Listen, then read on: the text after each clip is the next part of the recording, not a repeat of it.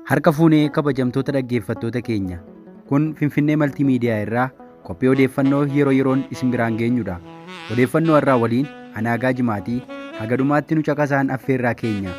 Mataawwan oduu har'aa keessaa ajjechaawwan kutaalee Oromiyaa adda addaa keessatti loltoota faannoo fi waraana mootummaan raawwatamaa jiru, dhimma dhibee busaa hawaasa yaaddessee jiruu fi dhuma irratti waa'ee fonqolcha mootummaa Gaaboon keessaa haga ammaatti waan jedhame qindeeffanneerra. Amma dhumaatti nu hordofaan affeerraa keenya. Amma sududumaan gara odeeffannoo qabnuttan isin dabarsa. Wallagga Ba'aa Sibuu Sireetti waraanni mootummaa barataa tokko galaafachuun eerameera. Ajjechaa ola deemaa Oromoo irra gahu hammaatee itti fufuudhaan ammallee Wallagga Ba'aa bakkeewwan hedduutti lubbuun namaa galaafatamaa jiraachuun gabaafame. Odeeffannoo arganneen akka gabaasametti Wallagga Ba'aa aanaa Sibuu Siree keessatti waraanni mootummaa barataa Daani'el Abboomaa maatii fuulduratti ajjeesuun mirkanaa'eera. Gabaasichi seenaa barataa kanaa akka ibsetti Daani'el Sibuu Siree ganda Baabboo Kuweetti dhalatee barataa kutaa 10ffaati. Waraanni mootummaa barataa kana maatii gidduudhaa fuudhanii fuullee mana isaaniitti rasaasaan ajjeesan jedha gabaasichi. Gabaasuma wal fakkaatuun Wallagga Ba'aa aanaa Sibuu Siree ganda Cariitti waraanni mootummaa barataa Misgaanuu bulii qabuudhaan uummata fuulduratti rasaasaan ajjeesuun himameera. Tooftaa waraanaa hawaasa fuulduratti maatii duratti nama ajjeesuu kun waggoota 3 oliif caasaan PP dhimma itti bahataa jira.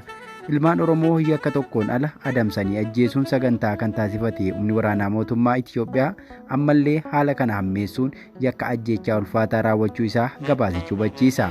Nageenyi biyyattiitti deebi'ee ajjechaa fi raarsaan akka dhaabbatu fedhii hawaasa Oromoo bal'aa ta'us haalli tasgabbiitti deemuu yaachisaa ta'eera. Gabaasa itti aanuun Wallagga Lixaa Beegii dabalatee weerarri busaa Oromiyaatti akka yaachisaa ta'ee jira. Akkaataa daataa hospitaala irraa argameetti yeroo ammaa aanaalee Oromiyaa 117 keessatti weerarri busaa kan mudate yoo ta'u, hospitaala Beegiitti qofaa ammoo lubbuun namoota 29 galaafatameera.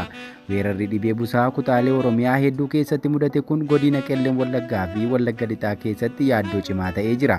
Godina Wallagga Lixaatti kan argamtu aanaa Beegiitti weerarichi daran hammaachuun hanga Kamisaatti lubbuun namoota 29 sababa kanaan darbeera.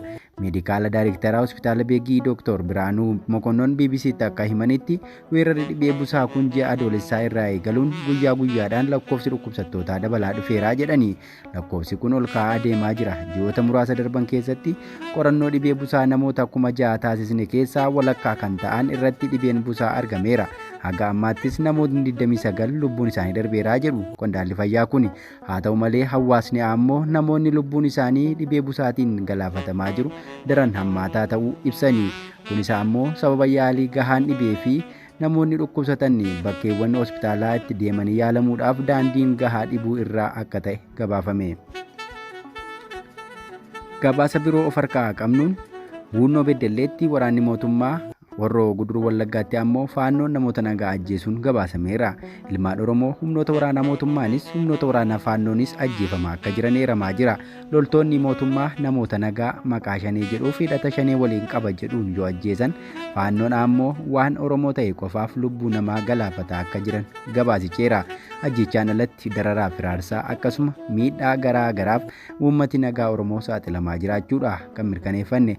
Gabaasa arganneen waraanni mootummaa godina Buunoo Beddellee aanaa Cawwaaqaa ganda Caffee Magartuu keessatti namoota nagaa mana haadha Jaafar jedhamtu keessa turan irratti kibxata darbee hagayya 29 bara 2023 dhukaasa banuun Caalaa Ahmadii fi Firoomsaa Adam kanneen jedhaman yoo madeessan, nama Muhammad Abubakar Yaayyaa Abubakarii fi Abduu Hasan Adamee jedhamu qabuun fuudhanii deemaniiru. Hagayya 25 bara 2023 aanichuma ganda Duukii keessaa ammoo namoota nagaa 7 kanneen Suleemaan Huseen, Yusuf Huseen, Abdullaa Qamadii, Shamsuu Bakarii, Aliyyi Bakarii jedhaman caasaa gandaa waliin ta'uun isin deeggartoota waraana bilisummaa Oromooti jechuun qabanii hidhanii jiru. Dabalataan hagayya 30 bara 2023 ammoo ajajaan waraanaa mootummaa Itiyoophiyaa aanicha waliin ta'uun uummata ganda Shimal Tokkee waltajjii waamuun isintu waboo deeggaraaf balleessuu dadhabnee yoo isin eeruu sochii isaanii nuuf kennitan ta'ee isinuma irratti tarkaanfii fudhanna jechuun hawaasa doorsisuu isaanii gabaasichi caqaseera. Loltoota mootummaatiin alattis hidhattoonni Amaaraa Horroo Guduruu Wallaggaa aanaa Abee Dongooroo keessatti namoota nagaa irratti dhukaasa banuun nama 2 ajjeesuu odeeffannoon arganne kun ifoomsa.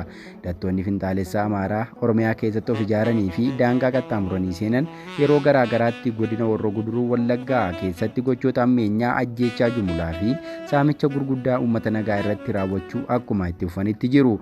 Haaluma kanaan Gaddaa Gayya 30 bara 2023 Horroo Guduruu Wallaggaa aanaa Abee Dongooroo ganda Tulluu Mootii jedhamu keessatti hidhattoonni Finxaaleeyyii kunneen qotee bultoota 2 irratti ajjeechaa raawwachuun barameera. Namoonni garee jibbiinsa Oromummaa qabaniin ajjeechaan irratti raawwatame obbo Taarikuu Waaqumaa fi obbo Dhaabaa Waaqee kanneen jedhaman ta'us gabaasichi ibsa. Garee Finxaalessaa kun gochaa ajjeechaa raawwataniin alattis loowwan hedduu saamanii deemuu gabaafamee jira.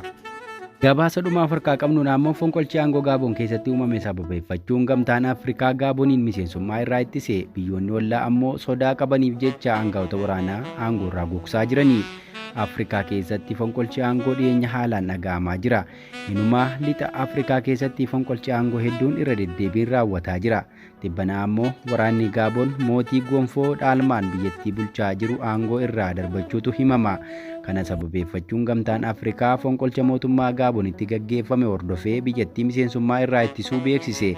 Pirezidaantii Alii Boongoon filannoo pirezidaantummaa biyyattiitti guyyaa muraasaan dura gaggeeffame sagalee caalmaa 64.27% argachuun marsaa sadaffaaf injifachuun isaanii erga ibsamee daqiiqaa muraasa booda humna waraanaa biyyattiitiin fonqolchi irratti raawwatameera. Manni maree nageenya gamtaa Afrikaa dhimmicha ilaalchisuun qondaaltonni waraanaa Gaaboon pirezidaantii biyyattii Alii Boongoo irratti fonqolcha raawwatan balaaleffachuun Gaaboniin hirmaannaa miseensummaa kamuu irraa ittiseera. Gamtichi fonqolcha mootummaa tibbanaa Niijeritti gaggeeffame hordofee Niijeriin miseensummaa irraa ittisuun isaas ni yaadatama. Haalli Gaaboon keessatti jiru kan isa yaachise pirezidaantiin Gaaboon duraanii Alii Boongoon torban kana michoota isaaniif karaa viidiyoo ergaa na dhaqqabaa jedhu dabarfatanii turanii sodaa akka qabanis himaniiru. Kanaafis michoonni isaanii akka sagalee ta'aniif gaafatanii ture. Waamicha Alii Boongoo booda kan dhaga'ame murtiin gamtaa Afrikaa biyyattii miseensummaa irraa molquu ifoomseera. Gama biraan ammoo Gaabonitti fonqolcha mootummaa raawwatame hordofuun sodaa fonqolchaa ishee mudaturraa ka'uun Kaameruun hooggansa waraanaa ishee jijjiirte. Humni waraanaa biyya giddugala lixa Afrikaatti argamtuu Gaaboon fonqolcha mootummaa gaggeessuu hordofee pirezidaantiin biyya ollaa biyyattii Kaameruun hooggantoota humna waraanaa biyyattii irratti jijjiirraa aangoo taasise. Waggoota 40 oliif biyya Kaameruun kan hawaasa miliyoona 27 of keessaa qabdu bulchaa kan turan pirezidaantiin biyyattii Pool Piyaan guyyaa fonqolchi mootummaa Gaaboon keessatti raawwatame qondaaltota humna waraanaa biyyattii olaanoo irratti jijjiirama aangoo taasisaniiru. Pirezidaantii Kaameruun hooggantoota ministeera humna ittisaa fi raayyaa ittisaa biyyattii duraanii aangoo irraa kaasuu malee sababa isaa ifatti hin ibsine. Haa ta'u malee xiinxaltoonni dhimma nageenya Afrikaa lixaa akka jedhanitti murteen pirezidaantichi fudhate kun sodaa fonqolchaa aangoo mootummaa biyya ollaa isaanii dabalatee biyyoota Afrikaa lixaa keessatti irra deddeebiin raawwatamaa jiru akka ta'etti ibsu. Dhiyeenya kana qofa hooggantoonni biyyoota kolonii Faransaay duraanii kanneen akka Maalii, Burkina Faasoo, Niijerii fi kan amma Gaaboon humnaan aangoo irraa kaafamuun isaanii ni yaadatama.